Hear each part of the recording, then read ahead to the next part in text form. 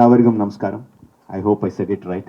Uh, uh, Thank you very, very much for coming down on such a short notice. And sorry that we couldn't make it time because the flight didn't take off in Bangalore, so we couldn't come in time. It was very planned in a very short time.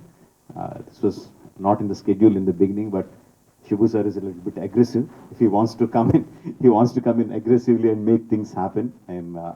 First of all, I really like to thank Shibu sir for joining hands with us for RRR. It's a fantastic combination.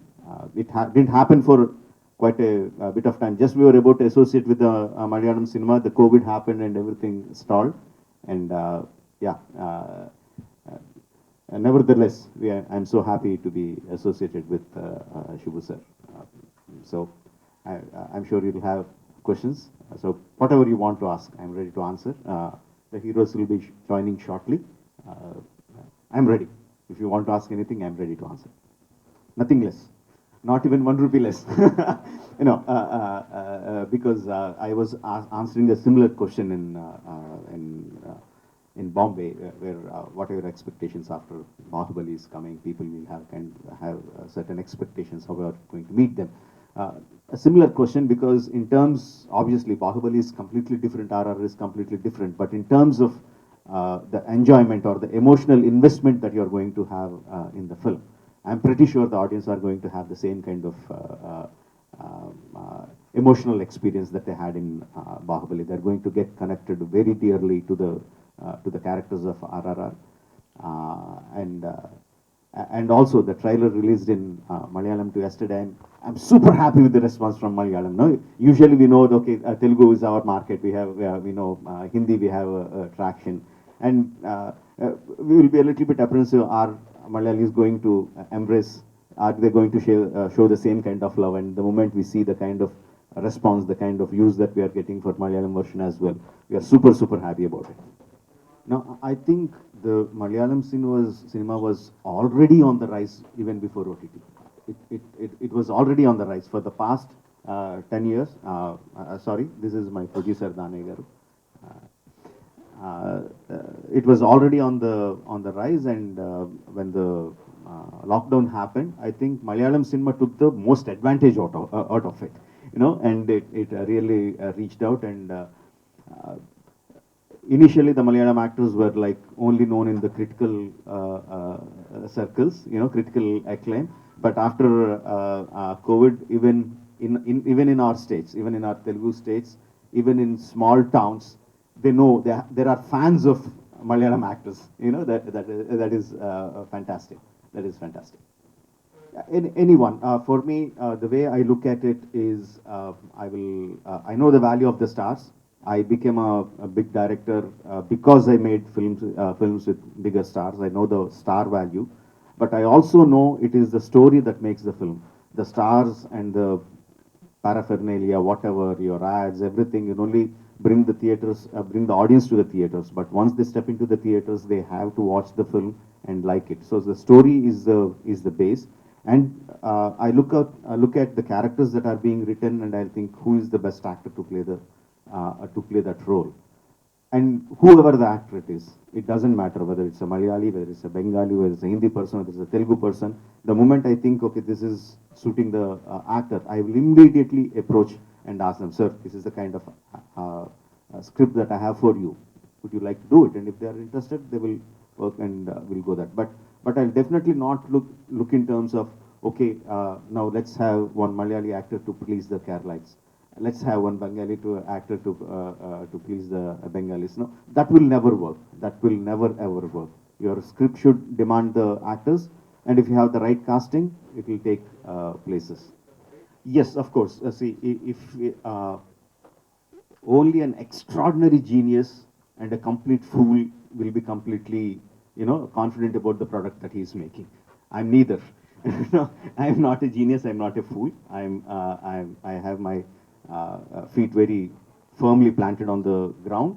Of course, we'll have our fears, but that fears actually make me work harder, think smart, and revisit what I have been doing, whether it's shooting, whether it's writing, revisit again and again, and iron if there are any flaws, clear them out, and work again and again. If I take 2 steps forward, I'll take 1 step back and revisit, check, and go forward again. So that's been working for me. I will always have my fears, but I'll also have my confidence. Both are like entwined together. To be very, very frank, to be very coldly frank, if you are only the person thinking, then you will be very scared. And if everyone is thinking with you, you are not so scared. So the COVID situation is not just for my film. It is not just for our film industry. Not just for Indian film industry. It is not just for the film industries itself. It's for the whole world. So, so it is just that it's not just that our film stopped. The entire world stopped. So then, like, you are in it together. So it's a new challenge that we are facing, and we just need to take it. We just need to take it. There is some time where we had to pause. That's what the nature said. You just pause. Don't think. Don't do anything. You just hit the pause button. So we hit the pause button, and when hit the restart button, we just looked at, okay, what do we have? We have in hand. What is the situation, and how do we go forward?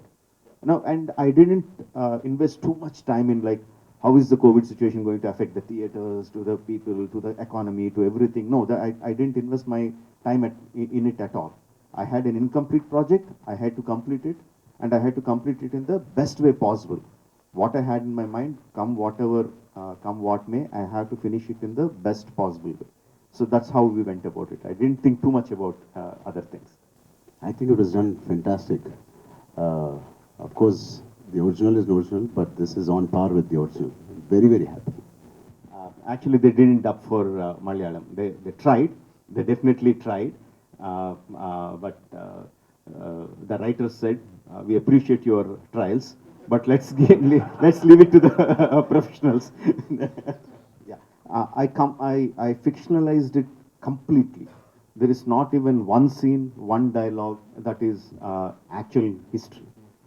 But what is original is the spirit of the freedom fighters, the undying spirit, the unflinching movement towards the journey towards the goal. What they had, what our freedom fighters had, and what they taught us, their sacrifices. That spirit is there. That is what inspired us to make the film. But other than that, I completely fictionalized because we had a very interesting, what do you say, coincidences. Because both the freedom fighters, Komuram Bhim and Allur Sitaram were born around the turn of the 20th century during 1900s. And during their early 20s, they left their homes, respective homes. And we don't know what happened to them in 3-4 years of time. And during their 25, 26 years of age, they came back to their hometowns and they fought against their oppressors. And history, they never met. They were from completely different regions of my Telugu states, right? I thought like, and they became demigods. They fought against their oppressors in the same modus operandi, and they were killed in the same way. I thought, what if they two met in those 3-4 years? What if these demigods, what if the superheroes actually met? What if there was a friendship between them? What if they exchanged their ideas, ideologies? What if each inspired the other to become what they eventually are in their real life? I found that very, very interesting and very, very intriguing. And we took that formative years of those freedom fighters and made a completely fictional story out of it. Yes, they never met in history. Yeah, that's what I was telling. They never met in history. So it is a completely fictional account of what if they have met. It's a completely fictional account. I'm sorry. Sir, Danay garu, I'm asking you what is the budget of the movie?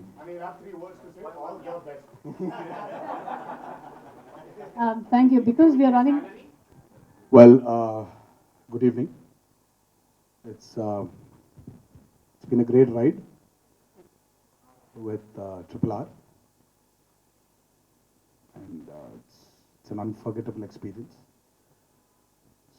It's not only about being a part of a fantastic vision by Jackana. I'm sorry, you all know him as Rajmouli, but I always will, till my last breath, address him as Jackana.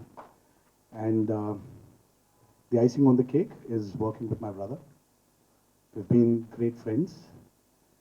And his story, his emotion has bonded us together more.